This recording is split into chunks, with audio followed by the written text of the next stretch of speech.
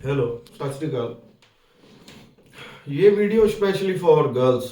Okay, तो girls के लिए क्यों बनाना चाह रहा हूँ वीडियो, क्योंकि बहुत सी बच्चियां हैं जो जो अभी लेटेस्ट जेवलिन के अंदर आई हैं और जो सीधा ही आके थ्रोइंग के ऊपर लग चुकी हैं।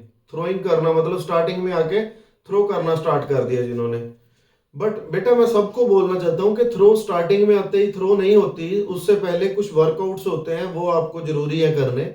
क्योंकि आपकी बॉडी के अंदर स्ट्रेंथ लेवल उस लेवल का नहीं होता कि आप आते ही 600 ग्राम की जेवलिन पकड़े या 500 ग्राम की जेवलिन पकड़े और डायरेक्ट उसको भगाना शुरू कर दें। ठीक है, उससे फिर साइड इफेक्ट्स क्या होते हैं इस चीज के? आपके जल्दी एल्बो पेन हो जाता है या शोल्डर पेन हो जाता है, जहां कहीं और पेन हो जाता है। फिर आप एक आधा महीना स्ट्रगल फेस करते हैं, उसके बाद छोड़ के चले जाते हैं। और ये सच है, ऐसे ही होता है।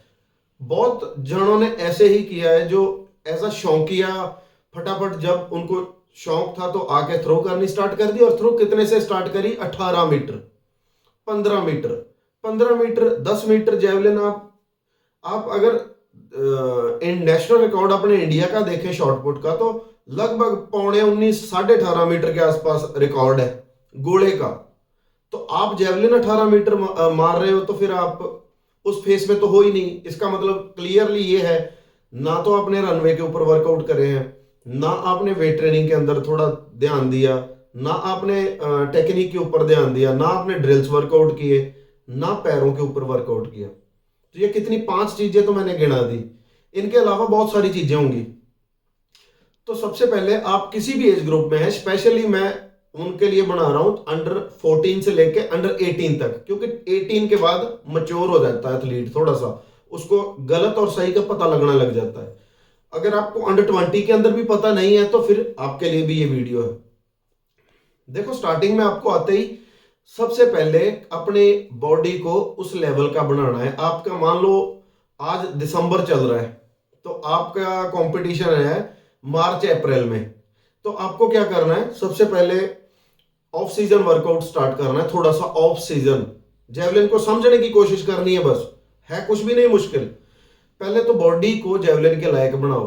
अगर आपके अंदर फ्लेक्सिबिलिटी की कमी है तो फ्लेक्सिबिलिटी इंप्रूव करो। अगर आपकी बॉडी के अंदर स्ट्रेंथ की कमी है तो थोड़ी सी स्ट्रेंथ गेन करो। मैं ये नहीं कह रहा हूं कि अंडर 14 का बच्चा ही वेट ट्रेनिंग करनी शुरू कर दे, नहीं। मैं स्ट्रेंथ की बात कर रहा हूं, और वो बिना वेट ट्रेनिंग के भी आ जाती है। देन एक्सप्लोसिव की कमी है, जिसको हम जंपिंग बोलते हैं। जंपिंग इंप्रूव करो। जंपिंग किस तरीके से हो सकते हैं? आप लैडर जंप कर सकते हो, नीचे एक सीढ़ी सी बन के आ जाती है ना, उसके अंदर रिएक्शंस। देन आप बॉक्स जंप कर सकते हैं, छोटे बॉक्स। आप बड़े बॉक्स आपको नहीं जरूरत कि आप 4.5 फुट ऊपर कूदो, नहीं। थर्ड आ जाती है हडल जंप। हडल भी बहुत हाई करके नहीं, डाउन पे भी रखोगे तो भी कर लोगे। एक इतने लेवल की हडल्स आती हैं, इतने, एक इतने लेवल की आती है, उनके ऊपर भी जंप करने हैं आप लोगों को। देन आप सैंड के अंदर भी जंप कर सकते हैं। सिंगल जंप, फिर डबल जंप, फिर ट्रिपल जंप। मान लो आपने सिंगल के 8 लगाए, 8 डबल के लगाए और 8 ही ट्रिपल के लगाए, तो ये आपके जंप सैंड वाले हो गए। इसके अलावा आप हॉपिंग और बॉन्डिंग कर सकते हैं। ये आपका जंप वर्कआउट हो गया। मतलब जिनकी लेग में पावर नहीं है वो ऐसे लेग में पावर कर सकती है। नेक्स्ट आ जाती है आर्म्स की स्ट्रेंथ। आर्म्स की स्ट्रेंथ अगर तो आप अंडर 16 है, सॉरी आप 14 है, तो आपको वेट ट्रेनिंग की ज्यादा जरूरत नहीं है। हल्का फुल्का खाली रॉड के साथ आप कर लें तो भी ठीक है, या 10 किलो की रॉड के साथ कर लेंगे तो भी स्ट्रेंथ आ जाएगी। अगर आप अंडर 16 है या 18 है तो आप वेट ट्रेनिंग कर सकते हैं थोड़ी। अंडर 16 वाले थोड़ी सी कम करेंगे, अंडर 18 वाले थोड़ी ज्यादा कर लेंगे। अंडर 18 वालों सबसे पहले तो स्नैच, लड़कियों के वर्कआउट के अंदर मैं अगर अनु रानी की एग्जांपल दूं आप लोगों को, तो वो लगभग 65 केजी की स्नैच, 65 प्लस की स्नैच है उसकी, और कम से कम 90 और 100 की क्लीन होगी। पुल ओवर उसकी बहुत अच्छी है, लगभग 70 केजी या 75 केजी की पुल ओवर है। बैक जर्क उसकी बहुत स्ट्रांग है, लगभग 130 140 केजी की बैक जर्क। इसके अलावा स्क्वाट बहुत ही ज्यादा स्ट्रांग है। मेरे सामने उसने स्क्वाट करी थी 220 और 240 की हाफ स्क्वाट, 2007 16 या 15 के अंदर करी थी। तो ये उसकी पावर है। बिना पावर के 62 63 मीटर नहीं मार रही वो, ये उसकी पावर है। तो पावर गेन करोगे देन आप और इंप्रूव कर जाओगे। और सच मानना, जब वो पटियाले में आई थी 2013 के अंदर, तो योगा करती थी सिर्फ, उससे पहले उसने कभी नहीं कुछ किया। मतलब थोड़ी बहुत वेट ट्रेनिंग कभी करी होगी, अदरवाइज मुझे नहीं लगता।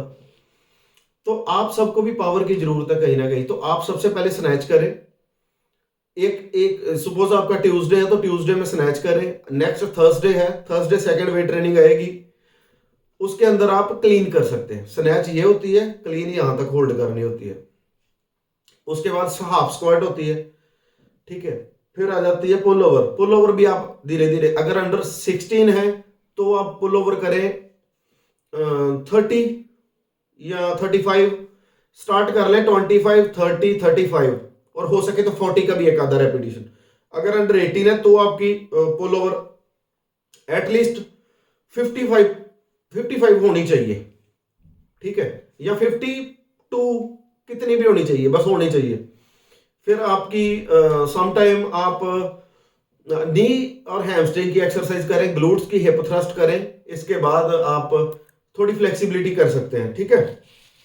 और आप इसके अलावा नॉन थ्रोइंग डे पे ये वर्कआउट, और शाम के टाइम आपका जंप हो गया, ठीक है, जंपिंग एक्सरसाइज। एक दिन आप बॉक्स और हडल्स कर सकते हैं, एक दिन आप सैंड जंप और हॉपिंग बोर्डिंग कर सकते हैं, या छोटे हडल्स भी कर सकते हैं, ठीक है। ये आपके लेग पावर के लिए है। ड्रिल वर्कआउट आप लोगों को मैं बोल रहा हूं, आप लड़कियों को ड्रिल वर्क बहुत ज्यादा जरूरी है, क्योंकि जितनी भी वीडियोस मैं देखता हूं उनके अंदर ड्रिल्स आपके स्ट्रांग बिल्कुल नहीं है, किसी के भी।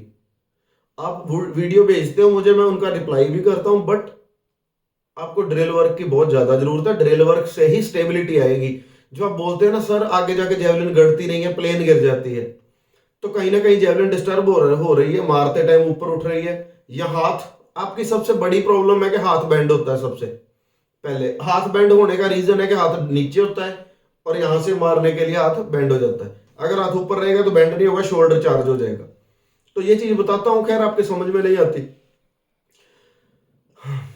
और आप bottles throw, hockey ball throw, under 16 वाले हैं तो एक बॉटल इतनी होती है, उसके अंदर इतनी सी मिट्टी डाल लें और नेट के अंदर मारे, या बॉल थ्रो।